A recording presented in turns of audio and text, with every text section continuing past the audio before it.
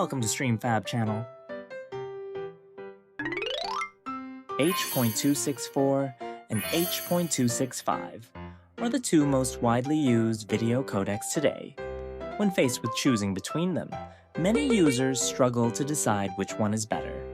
You'll often hear these two arguments. H.264 has better compatibility. If placed on any device, I will choose H.264. Who even uses devices that don't support H.265 these days?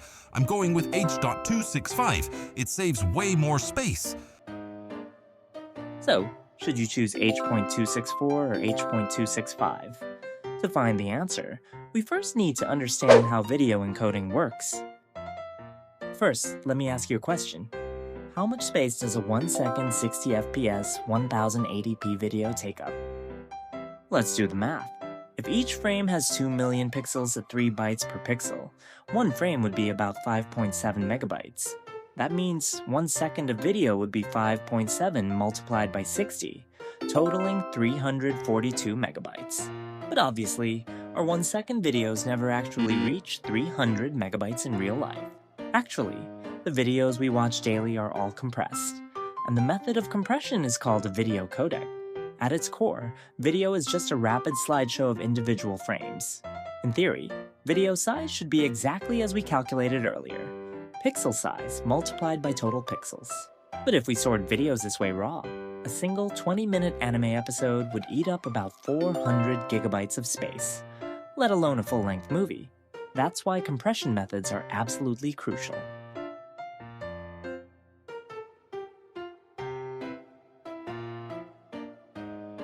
Fundamentally, video operates at 3 distinct layers: the pixel layer, compression layer, and container layer. Video compression is essentially the transformation process from pixel layer to compression layer.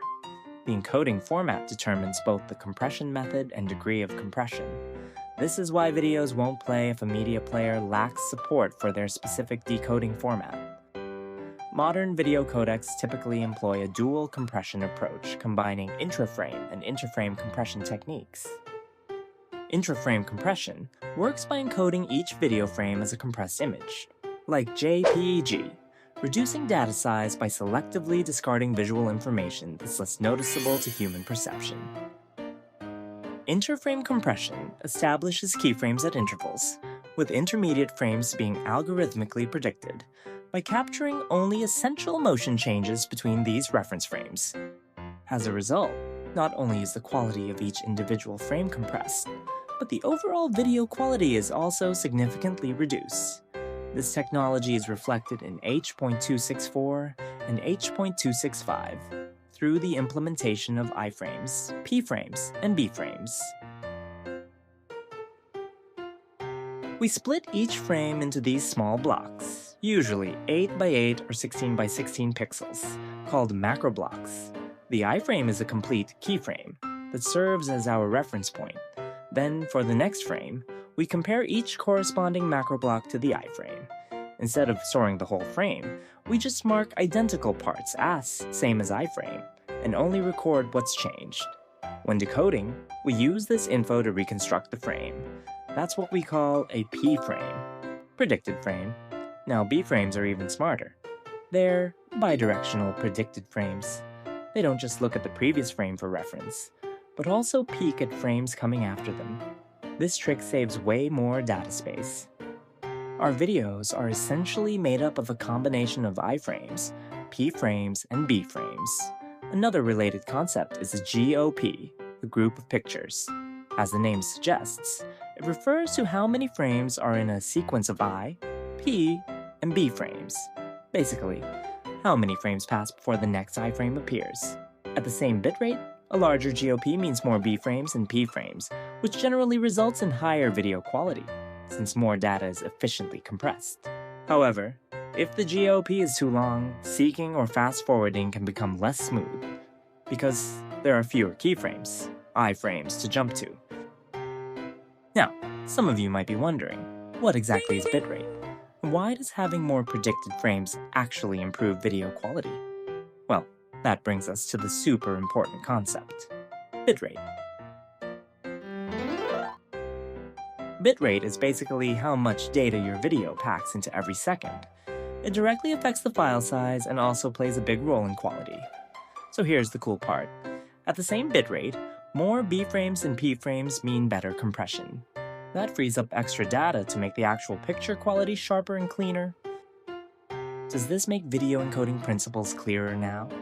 Now that we've got these basics down, let's compare two major encoding standards, H.264 and H.265, and see how they differ. At their core, H.264 and H.265 use similar encoding approaches, but H.265 features a much more advanced compression algorithm that significantly improves compression efficiency.